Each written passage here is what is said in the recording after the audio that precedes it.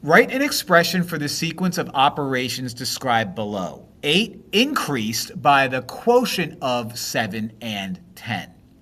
Looks like we're doing two different things here. We are increasing by 8, and what we are increasing is the quotient of 7 and 10. So let's start out with the quotient of 7 and 10 first. What does quotient mean? Well, quotient means we're going to divide these numbers in that order.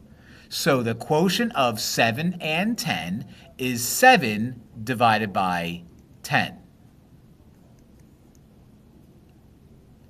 Now, I'm going to do a second operation to that.